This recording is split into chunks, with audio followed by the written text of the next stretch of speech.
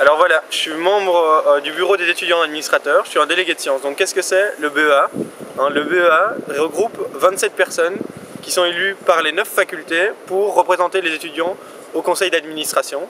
Le conseil d'administration, c'est quoi? C'est l'organe suprême de l'université. Absolument toute décision doit être entérinée par le conseil d'administration. Donc ça implique les règlements, les ventes de bâtiments, la privatisation partielle des logements, la privatisation partielle des lieux collectifs, toutes des choses comme ça. Donc nous, on vous représente au conseil d'administration et dans les commissions centrales. Donc les commissions centrales, c'est en gros des commissions qui aident le conseil d'administration.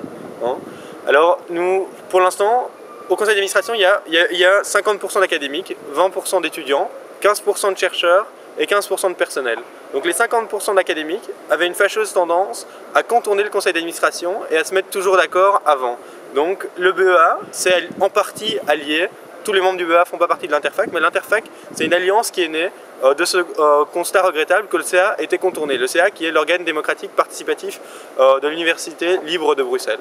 Donc ce sont alliés les professeurs, une partie des professeurs, une partie du personnel, tous les chercheurs et une grande partie des étudiants.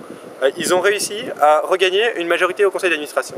Alors cette majorité ne permet pas de faire tout et n'importe quoi. Pour l'instant, elle l'a permis notamment au BEA de passer en ASBL, c'est-à-dire de pouvoir gérer ses fonds de façon beaucoup plus facile.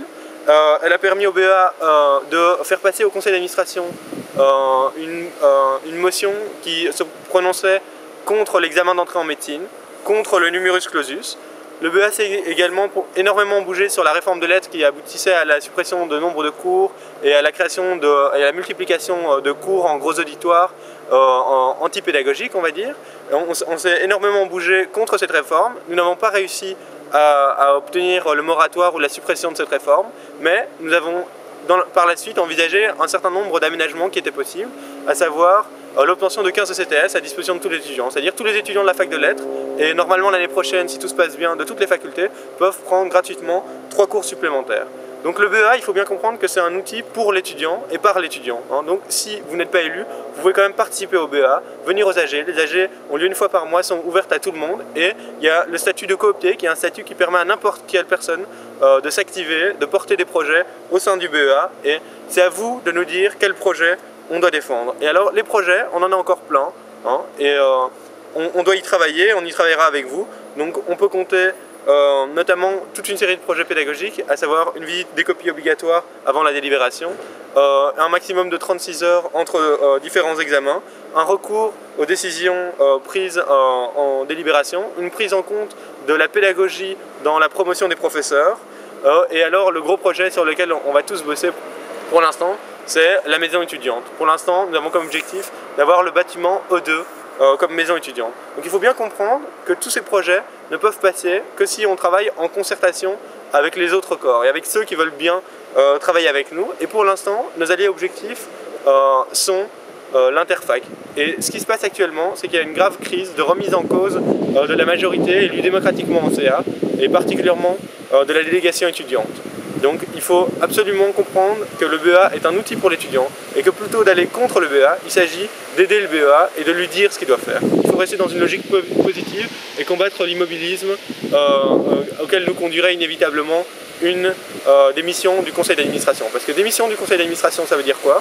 Ça veut dire que pendant 60 jours, on ne peut plus porter de projet, puisqu'il y a 60 jours entre la demande de nouvelles élections et les élections. 60 jours pendant lesquels les gens seront en campagne, ne pourront plus porter de projet. Mettre d'accord et installer une dynamique de groupe entre 27 personnes, c'est quelque chose d'excessivement compliqué. Donc il y a 2 mois d'installation pour que l'équipe du BEA commence. Donc là, on est déjà à 4 mois. Ensuite, il faut prendre connaissance de toutes les structures internes de l'ULB qui sont particulièrement complexes.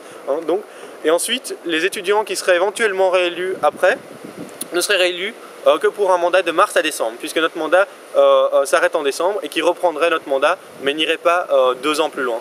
Donc la démission est absolument contre-productive. Et il faut que vous veniez participer aux AG du BEA, participer aux AG facultaires qu'on va organiser et que vous nous donniez des projets et votre soutien. Alors, le BEA a aussi besoin des autres universités, parce qu'il ne peut pas se positionner tout seul sur des enjeux nationaux, communautaires ou même internationaux. Il a besoin de la FEF, la Fédération des étudiants francophones.